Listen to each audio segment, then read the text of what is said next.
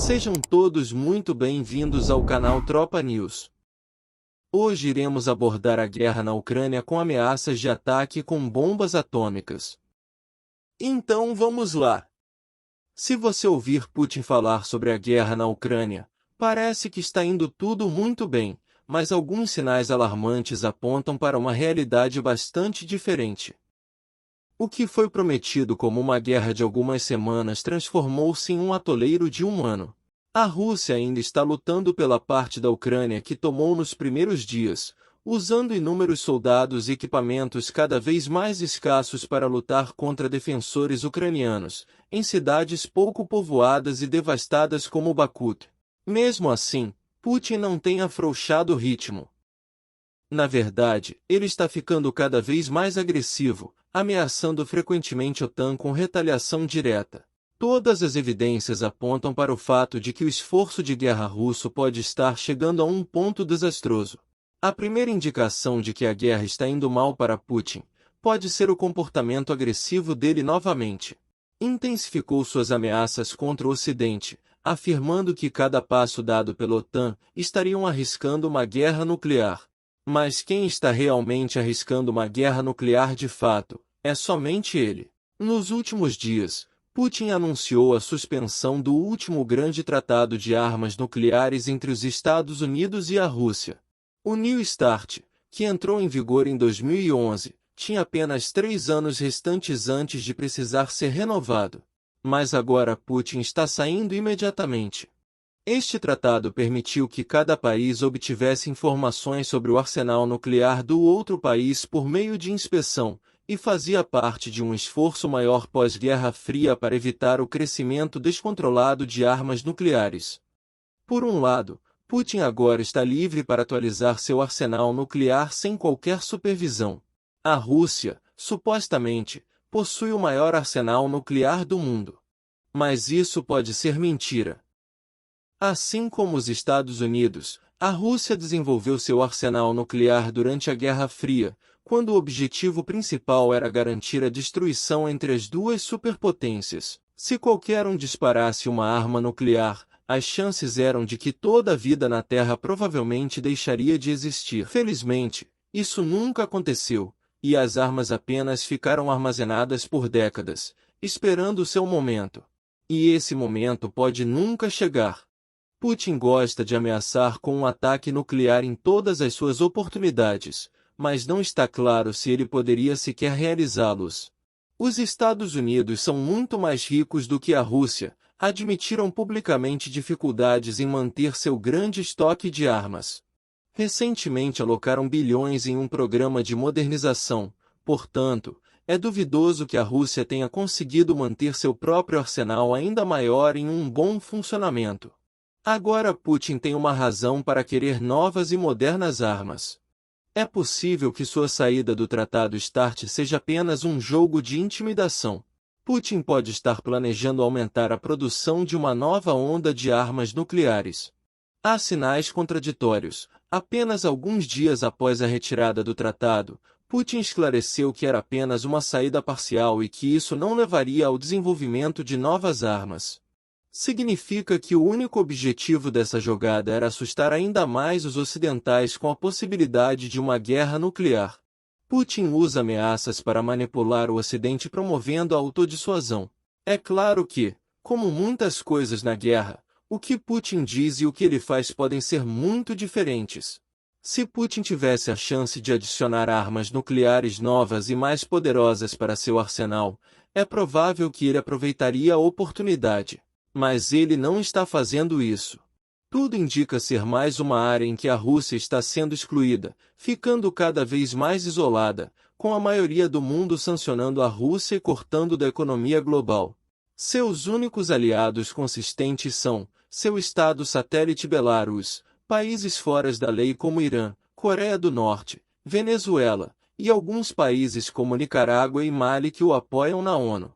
Mesmo alguns desses países hesitam em apoiá-lo totalmente. A Rússia tem usado rapidamente seu equipamento militar. O exército ucraniano vem aos poucos destruindo seu equipamento da era da Guerra Fria. Isso limitou a Rússia a obter armas de seus poucos aliados restantes, Apenas Irã e Coreia do Norte têm o arsenal necessário para fornecer-lhes armas adequadas. Mas há um coringa na imagem: a China. O líder chinês Xi Jinping se posicionou no início da guerra enfatizando a aliança da China com Putin. A maioria dos analistas considerou a China um aliado provável a longo prazo para a Rússia, já que os dois possuem interesses em comum. Afinal, se Putin conquistasse a Ucrânia e o mundo aceitasse forçadamente, a China teria uma boa chance de conquistar Taiwan sem intervenção global. É desnecessário dizer que não foi assim que aconteceu. À medida que a guerra avançava, ficou claro na época que a Rússia não conquistaria Kiev tão cedo. A China começou a pensar se ajudaria realmente a Rússia.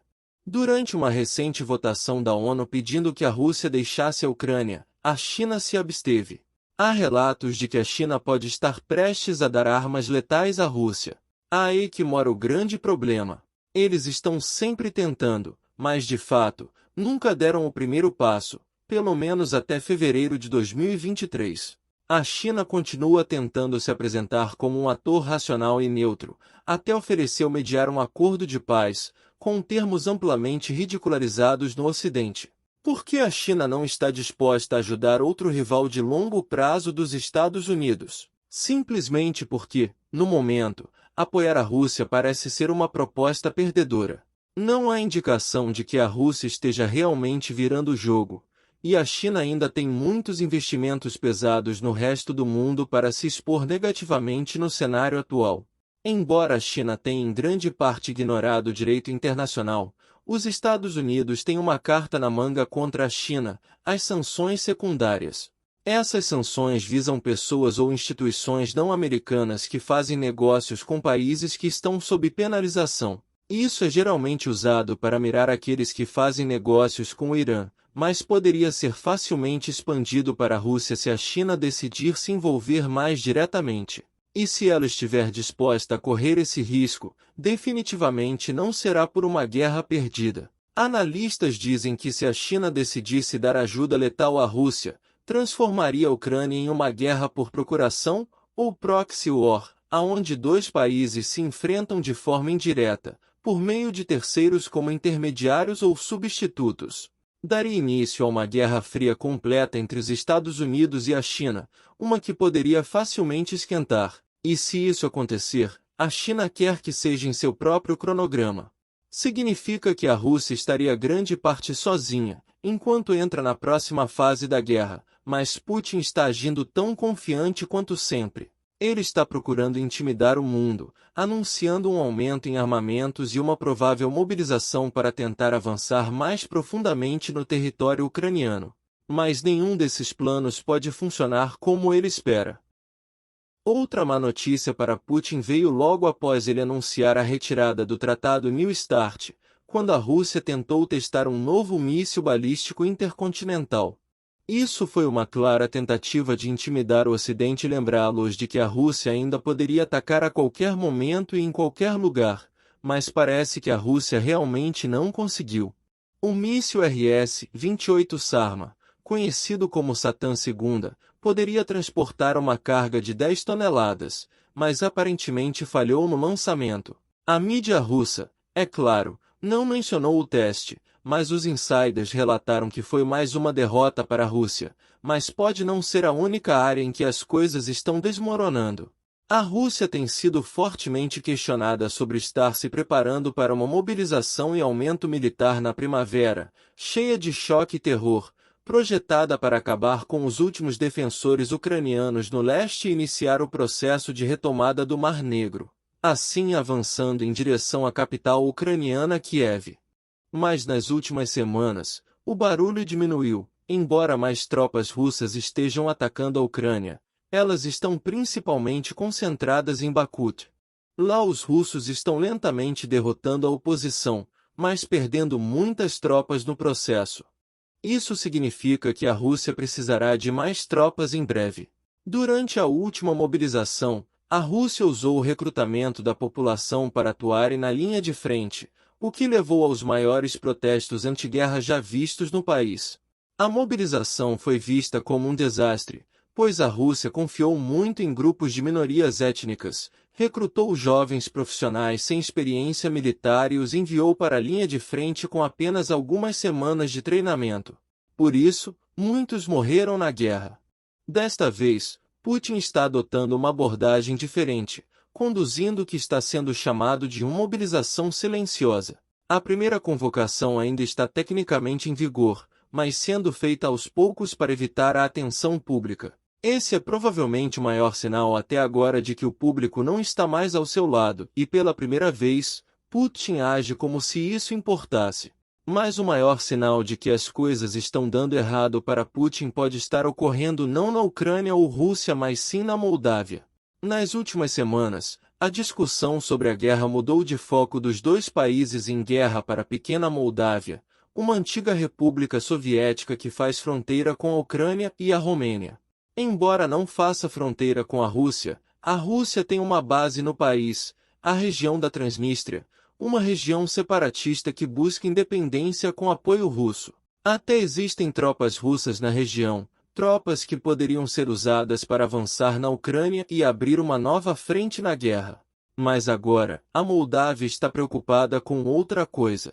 Nas últimas semanas, o governo da Moldávia desmoronou, e mísseis russos voaram sobre o pequeno país. Isso foi visto como parte de um plano da Rússia para derrubar o governo e substituir a liderança do país por um fantoche pró-Putin. O plano fracassou completamente, pois a presidente, Maia Sandu, não só nomeou um novo primeiro-ministro pró-Ocidente, mas também acusou abertamente Putin de estar por trás de uma tentativa de golpe. E se encontrou com o líder ucraniano Volodymyr Zelensky para compartilhar detalhes sobre os planos da Rússia na região. Nos dias seguintes, Sandu buscou o apoio da OTAN e do Ocidente, aproximando o país de aderir formalmente à aliança. Ficou claro que o objetivo final de Putin em lançar a guerra foi criar uma nova ordem mundial, onde pudesse manter toda a Europa sob chantagem nuclear e começar a anexar os países da antiga União Soviética. Mas isso só acontece quando se vence uma guerra. O maior sinal de que a guerra está indo mal para Putin não é o fato de ele estar se retirando dos tratados, ou chamando silenciosamente soldados sem um recrutamento completo, até mesmo suplicando ajuda da China. A invasão da Ucrânia foi em grande parte projetada para punir o país por se aproximar demais das políticas do Ocidente. Advertir outros países a não fazerem o mesmo, só que mais pessoas estão se unindo à luta da Ucrânia do que nunca. E uma nova ordem mundial está sendo moldada, com Putin do lado de fora olhando para dentro. Se você chegou até o final desse vídeo, não se esqueça de deixar o seu like e se inscrever no canal para os próximos vídeos. Até a próxima!